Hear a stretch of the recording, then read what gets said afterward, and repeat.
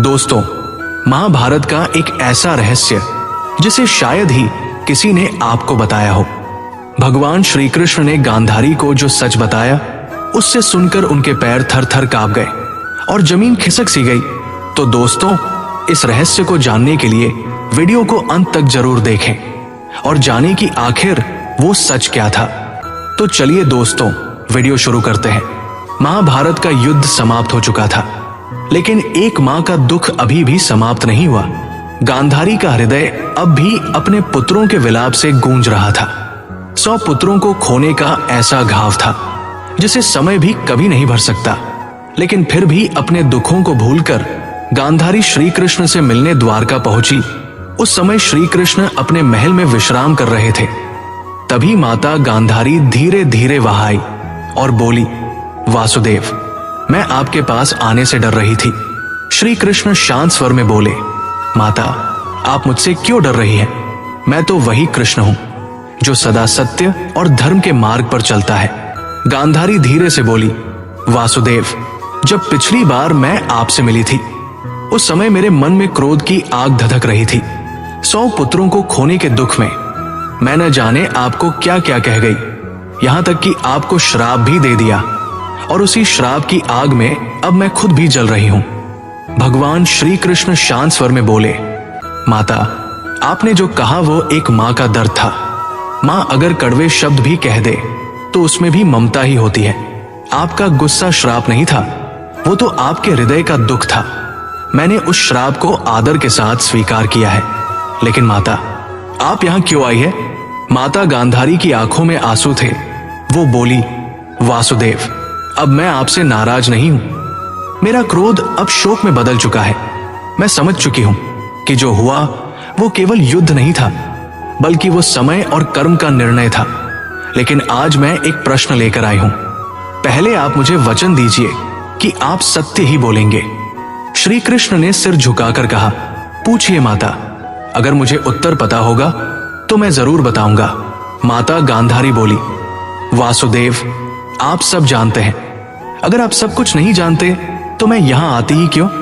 श्री कृष्ण ने सिर झुकाकर कहा, तो फिर पूछिए माता, क्या जानना चाहती है आप? माता गांधारी ने गहरी सांस ली और बोली, वासुदेव, मैं जानना चाहती हूं कि कुंती की आंखों से आंसू क्यों बह रहे हैं। मैंने उससे पूछा तो वो कहती है कि उसके आंसू खुशी के हैं, लेकिन मैं उसकी आंखें देख नहीं सकती।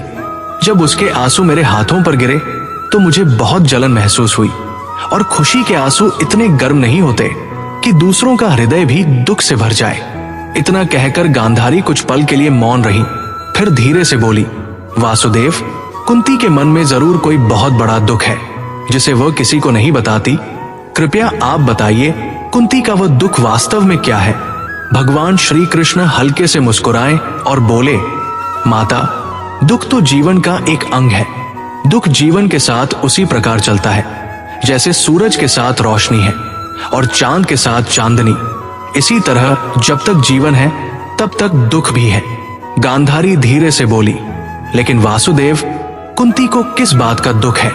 अगर ये आंसू मेरी आंखों में होते तो इसमें कोई अचरज नहीं होता, क्योंकि मैंने तो एक एक करके अपने 100 पुत्र खो दिए। मेरा तो सारा जीवन आंसुओं में डूबा हुआ है। लेकिन कुंती ने तो कुछ भी नहीं खोया। सारा संसार जानता है कि उसके 5 पुत्र अभी जीवित हैं। भगवान श्री कृष्ण गंभीर होकर बोले, माता, सारा संसार यही मानता है कि बुआ कुंती के केवल 5 पुत्र ही थे, लेकिन सच ये है कि कुंती के सभी पुत्र जीवित नहीं हैं। माता गांधारी ने गहरी सांस ली और बोली, वासुदेव, तो क्या ये सत्य नहीं है कि कुंती के 5 पुत्र जीवित हैं? भगवान श्री कृष्ण गंभीर होकर बोले, नहीं माता, संसार उस सच को नहीं देख पाता जो समाज के खोखले आदर्शों और परंपराओं के दिखावे की वजह से खुद को छुपाने पर मजबूर हो जाता है। गांधारी ने हैरानी से पूछा, वासुदेव, आप कहना क्या चाहते हैं? मैं समझ नहीं पा रही हूं। कुंती के सभी पुत्र जीवित हैं? अगर ये बात सच नहीं है तो फिर सच क्या है? भगवान श्री कृष्ण हल्के से मुस्कुराए और बोले, माता, सच ये है कि बुआ कुंती के सिर्फ 5 नहीं 6 पुत्र थे। गांधारी चौंक कर बोली, नहीं, ये कैसे हो सकता है? भगवान श्री कृष्ण गंभीर होकर बोले, अगर ऐसा नहीं होता माता, तो आपको उनके आंसुओं में इतना दुख महसूस भी नहीं होता। गांधारी चौंक कर बोली, वासुदेव, तो उसका छठा पुत्र कौन था? भगवान श्री कृष्ण गंभीर होकर बोले, बुआ कुंती का छठा पुत्र अंगराज कर्ण था। अंगराज कर्ण पांचों पांडवों के बड़े भाई हैं।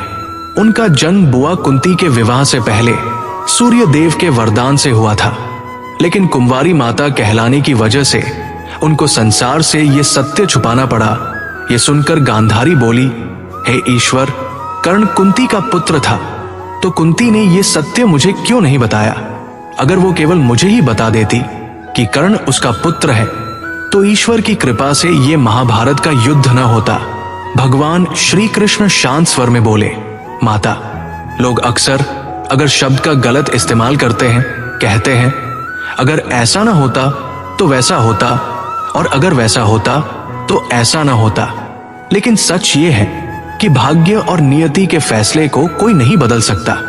होनी और नियति ने पहले ही तय कर दिया था कि महाभारत का युद्ध होना है, इसलिए कोई इसे रोक नहीं सकता। ये सुनकर माता गांधारी के हृदय में अपने पुत्रों की यादें फिर ताजा हो गई।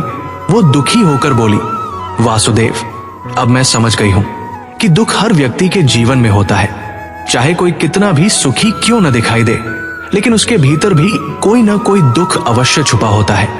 इतना कहकर माता गांधारी वहां से चली गई। दोस्तों, अब आपके लिए एक सवाल है, अगर कुंती ने कर्ण का सच गांधारी को पहले बता दिया होता, तो क्या महाभारत का युद्ध टल सकता था, या भाग्य और नियति को कोई नहीं रोक सकता था?